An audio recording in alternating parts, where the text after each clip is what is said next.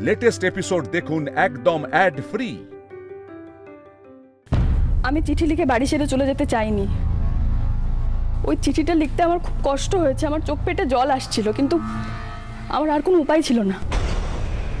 আমাকে চিঠি লিখতে এই বাড়ি ছেড়ে চলে যেতে বাধ্য করেছে অনুরাধা দিদি।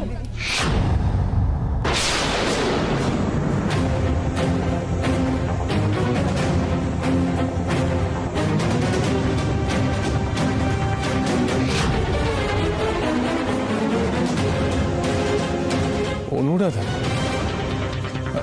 মিতুল অনুরাধা বাধ্য করেছিল মানেটা কি?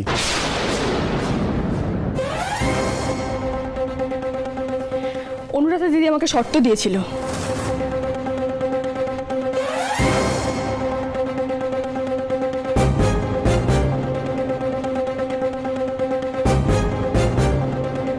কি চাও তুমি? তোমাকে মিতুল ইন্দ্রের জীবন থেকে চিরকালের মতন দূরে চলে যেতে হবে।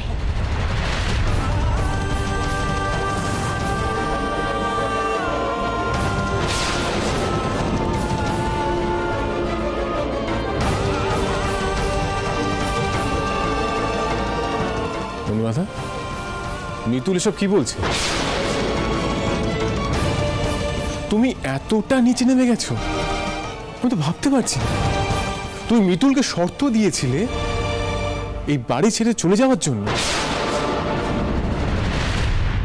যাতে তুমি আমাকে বাড়িতে ফিরিয়ে আনতে পারো। বাহ!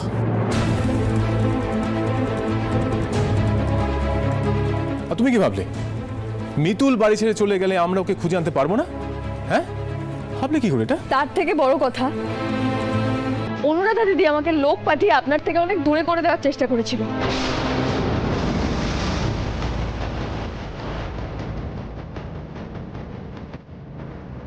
তোকে দূরে পাঠিয়ে দেওয়ার ব্যবস্থা করেছিল মানে?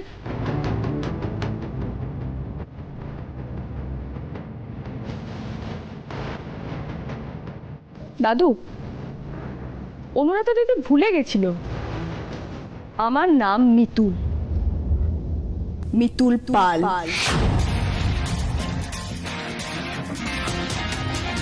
মিতুল প্রথমে দেখে, তারপর দেখায়, তারপর শেখায়।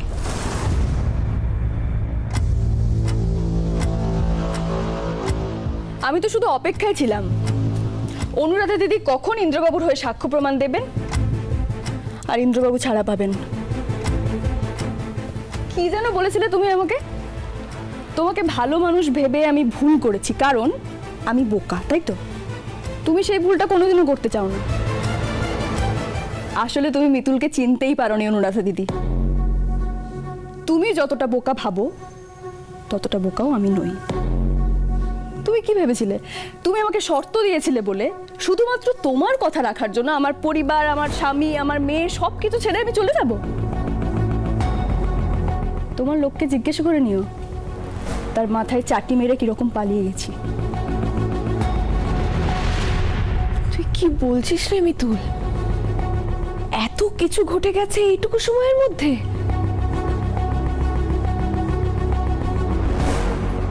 ছি ছি অনুরাধা, তুমি এত বড় একটা জঘন্য কাজ করতে পারলে আমি তো ভাবতে পারছি না। অনুরাধা, তুমি এত নীচ একটা কাজ করতে পারলে? তোমার এই নীচ কাজের জন্য আমরা মিতুলকে ভুল বুঝছিলাম। অনুরাধা, তোমার লজ্জা করছে না? হ্যাঁ, শুধুমাত্র তুমি আপ্তেদের বাড়ির মেয়ে বলে, তোমাদের পরিবারের সঙ্গে আমাদের অনেক পুরনো সম্পর্ক, আমাদের ব্যবসায়িক লেনদেন আছে বলে আমি চুপ করে আছি, কিন্তু তার মানে এটা নয় তুমি যেটা করেছো সেটাকে আমি মেনে নিলাম। মেনে নেওয়া কোনো প্রশ্নই ওঠে না বাবা।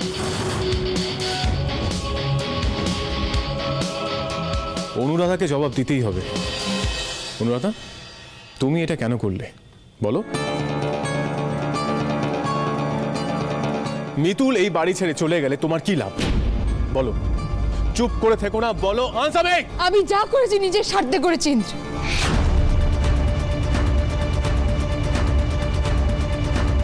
কারণ আমি মনে প্রাণে বিশ্বাস করি এই মিতুলকে তোমার পাশে একদম মানায়। আনস্মার্ট গেও মেয়ে, সত্যজিৎ লাহিড়ীর ওয়াইফ হওয়ার যোগ্যতা রাখে ও? যে তুমি ওকেই বিয়ে করবে, যখন আমি তোমাকে বলেছিলাম বিয়ে করার কথা তখন তুমি আমাকে না বলেছিলে কেন?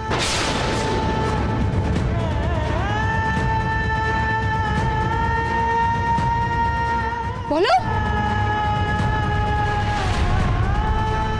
ভাগ্যিস না বলেছিলেন, না হলে তোমার মতো খারাপ একটা মানুষের সঙ্গে ওনার বিয়ে হয়ে যেত, সারা জীবন ধরে ওনার জীবনটা জ্বলে পুড়ে শেষ হয়ে যেত। বাবা, অনুরাধা দিদি যে শুধু আমাকে বাড়ি ছেড়ে যেতে বাধ্য করেছিল তা নয়, আরো একটা কাজ করেছিল, যেটা বললে আপনাদের মাথায় আকাশ ভেঙে পড়বে, কারণ আপনারা এত নিচে কখনো ভাবতেই পারেন না।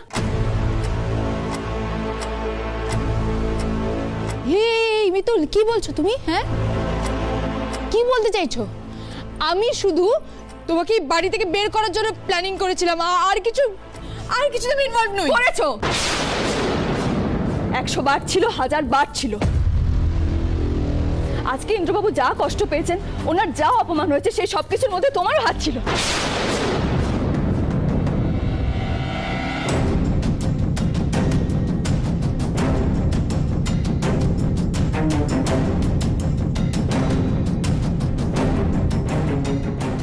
কি কি বলছে মিতুল?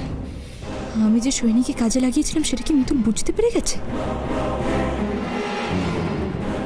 কি বলতে চাইছো তুমি? হাত আছে মানে?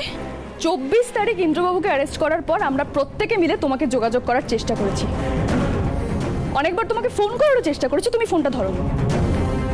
তুমি তোমার পরিবারকে জানিয়েছিলে তুমি এখানে নেই, বিদেশে আছো। কিন্তু তুমি তো বিদেশে ছিলে না অনুরাধা দিদি।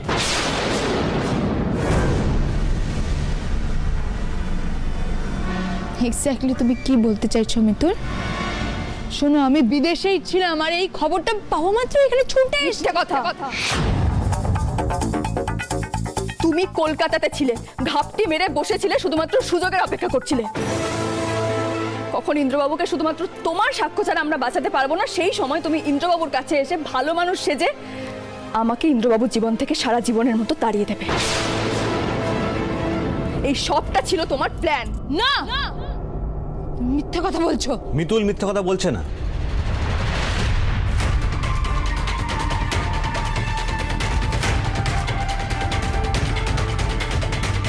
মিতুল মিথ্যে কথা বলছে না, তার প্রমাণ আমার কাছে রয়েছে। প্রমাণ? কিসের প্রমাণ? পিসমশাই, অনুরাধা কলকাতার বাইরে যায়নি, ও কলকাতারই একটা গেস্ট হাউসে লুকিয়েছিল, এই হলো তার প্রমাণ। না, এই প্রমাণ মিথ্যে। আমি কলকাতাতে ছিলাম না, সবাই মিলে আমাকে ফাঁসানোর চেষ্টা করছে। তাই নাকি? অনুরাধা, তুমি যে গেস্ট হাউসে ছিলে না, সেই অনুভূতি গেস্ট হাউসের গেস্ট লিস্ট হচ্ছে এটা।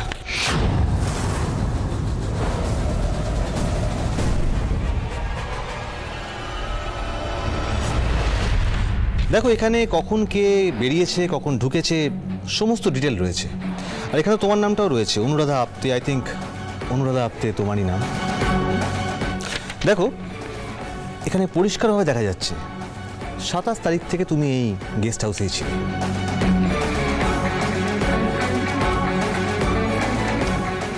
কি এবার নিশ্চয়ই তুমি বলবে যে এই অনুরাধা আপ্তে তুমি নও?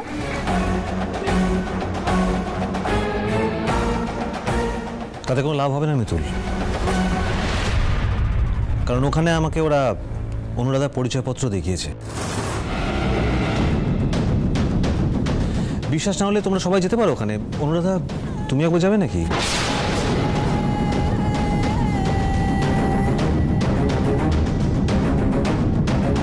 অনুরাধা, তোমার সাথে কথা বলতে আমার ঘেন্না হচ্ছে। তুমি এই পুরো সিনারিওটা ক্রিয়েট করলে যাতে মিতুল বাধ্য হয়ে তোমার কাছে গিয়ে সাহায্য চায়, যাতে তুমি ওকে এই বাড়ি থেকে বার করতে পারো। তারপর গিয়ে তুমি আমার হয়ে সাক্ষী দেবে। তুমি এটা ভাবলে কি করে? হ্যাঁ, তুমি শুধু দাদু ভাইকে নয়, আমাদের সবাইকে হ্যারাস করেছো। অনুরাধা, তোমার কাছ থেকে এটা আমরা আশা করিনি।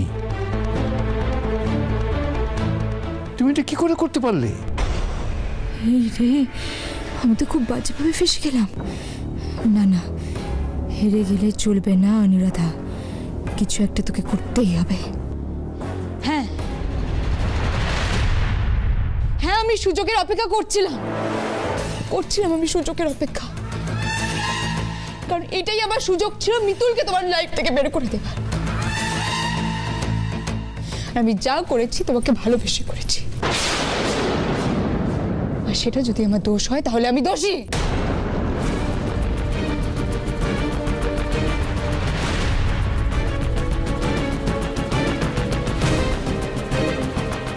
এসব ভালোবাসার কথা আসছে কোত্থেকে? তার মানে তুমি ইন্দ্রকে এই চোখে দেখতে?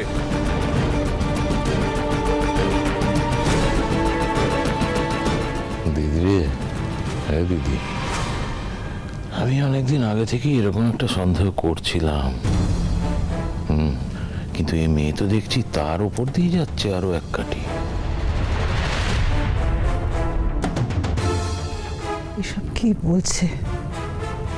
ছি ছি ছি ছি, ওর এই অসভ্যতার জন্য আমার ছেলেটাকে এতদিন এত কষ্ট পেতে হলো, জেল খাটতে হলো। তুই তুই ভাব। ইন্দ্র, তুমি বিশ্বাস করো, আমি যা করেছি তোমাকে ভালোবেসে করেছি। চুপ। তুমি এটাকে ভালোবাসা বলছো অনুরাধা দিদি? এটা ভালোবাসা? একটা মানুষ দিনের পর দিন কাঠগড়ায় দাঁড়াচ্ছে, তাকে প্রত্যেকে অপমান করছে, বলছে তিনি নাকি অন্য কোনো মেয়ের সঙ্গে দুর্ব্যবহার করেছে, খারাপ আচরণ করেছেন। তারপরও তুমি সুযোগের অপেক্ষা করছিলে। তুমি যদি এটাকে ভালোবাসা বলো, তাহলে আমি এরকম ভালোবাসাকে ঘেন্না করি। থাকে মিতুল, থাক থাক, এই নিয়ে কথা বলতে হবে না। অনুরাধা, তুমি যে অন্যায় করেছো তার কোনো ক্ষমা হয় না। হ্যাঁ বাবা, তুমি একদম ঠিক কথা বলেছ। অনুরাধা, তুমি এক্ষুনি এই মুহূর্তে বাড়ি থেকে বেরিয়ে যাবে। যাও, গেট লস্ট। আমি চাই না তোমার ছাওয়া মিতুলের বা আমার উপর পড়ুক। যাও। তুমি এটা করতে পারো না, প্লিজ আমার কথাটা শোনো, তুমি এরকম করো না প্লিজ ইনক্রিয়েট করো না। Get out, get lost.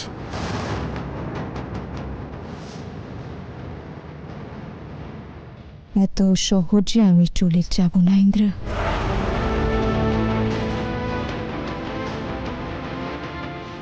বেশ, তুমি যখন সেটাই চাইছো সেটাই হবে। আমি কলকাতা ছেড়ে চলে যাব, কারণ আমি তোমাকে আর মিতুলকে পাশাপাশি দেখতে পারবো না, আমি দুর্বল হয়ে পড়ব। আমি চলে যাব, আর তার সাথে সাথে লাহিড়ী ইন্ডাস্ট্রিজের সাথে আমাদের যা যা বিজনেস ডিলস আছে সব ক্যান্সেল করে দেবো।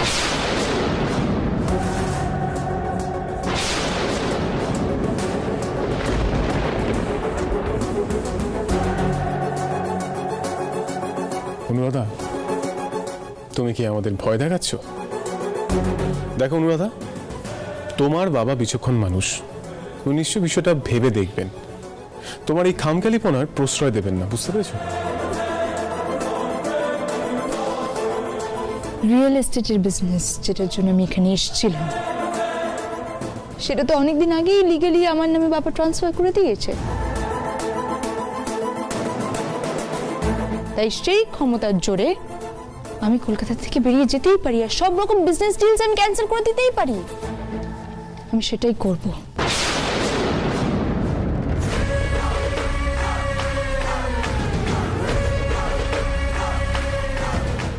আর মুম্বাই ফিরে যাব, কারণ তোমাকে আর মিতুলকে আমার পক্ষে দেখা সম্ভব নয় একসাথে। আমি চলে যাব, তোমাদের আর কোনো কষ্ট পেতে হবে না, আমি চলে যাব।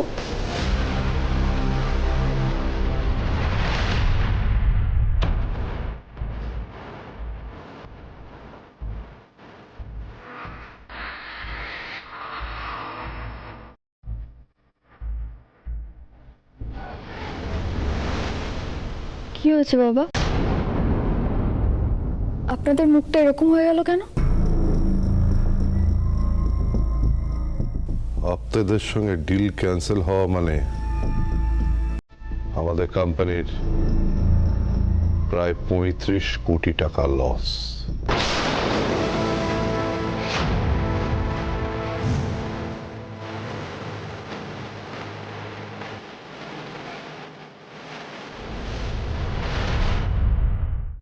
কি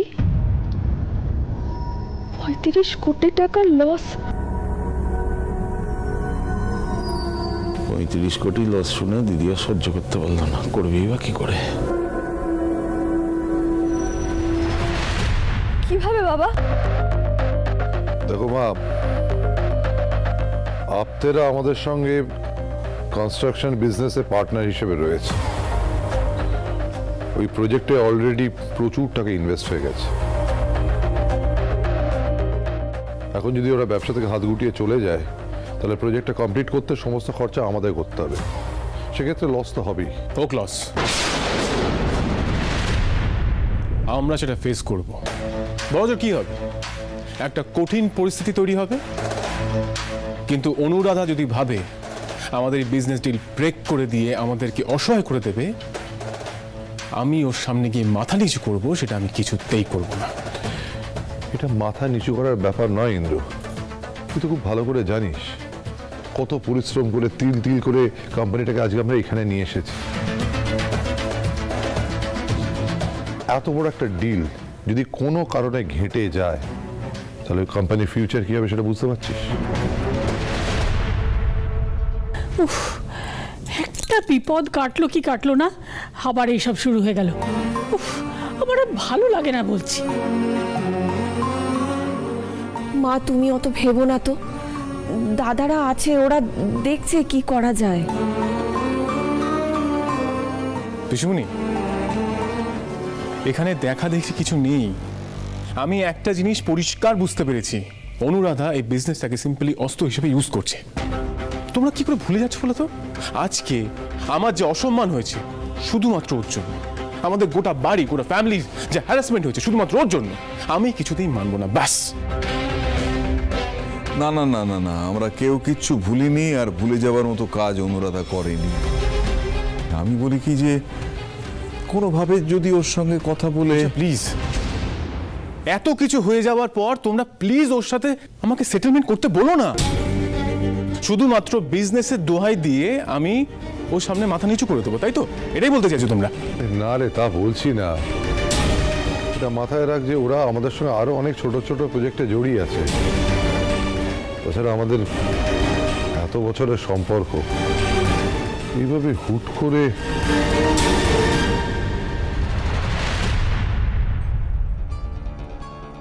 দেখ দাদা, ব্যবসার ব্যাপারে আমি অত কিছু বুঝি না, কিন্তু মিতুলের দিকটা আমাদের ভাবা দরকার।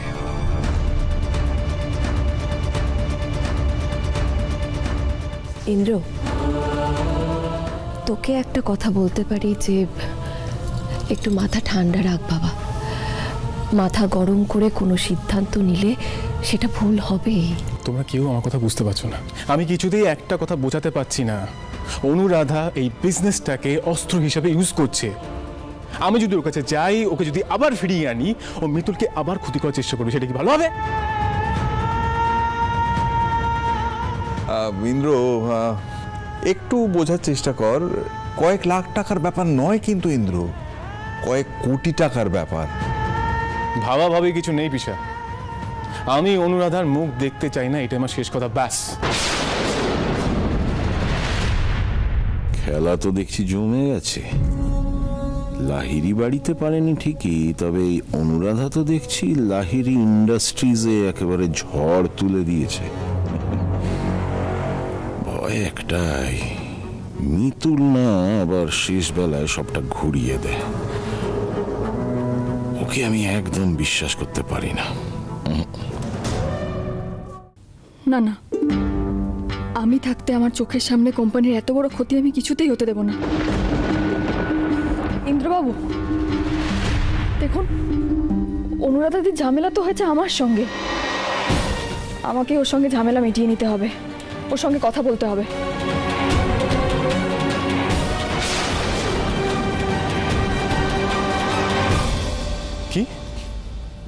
অনুরাধার সাথে আপনি কথা বলবেন?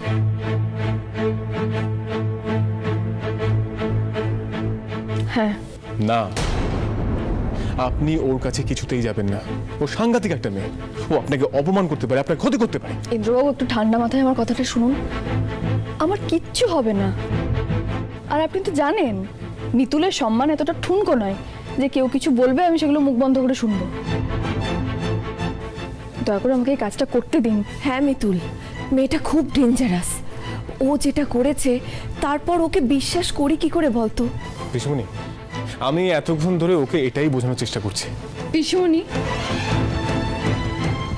দেখো পিসুমণি, আমি জানি তোমরা আমাকে খুব ভালোবাসো, তোমরা আমাকে নিয়ে খুব চিন্তা করো, কিন্তু তোমরা এটাও নিশ্চয়ই মানো যে আমি এমন কিছু করবো না যাতে সমস্যা আরও বেড়ে যায়। দাদু, পিসেমশাই, আপনারাও এটাও মানেন তো? তাই দয়া করে আমাকে এই কাজটা করতে দাও না পিসুমণি। এতগুলো টাকার লস, আমি এটা কিছুতেই মেনে নিতে পারছি না। আপনি অনুরাধার সাথে কি কথা বলবেন? এত কিছু পরে আর কি কথা থাকতে পারে আপনার? ইন্দ্রবাবু, আপনি আমাকে বিশ্বাস করেন তো? আপনি তো এইটুকু মানেন যে যত কঠিনই পরিস্থিতি হোক না কেন মিতুল সেটাকে সামলে নেওয়ার চেষ্টা করবে। দয়া করে এটুকু বিশ্বাস আমার উপর রাখুন, আমি সামলে নেব।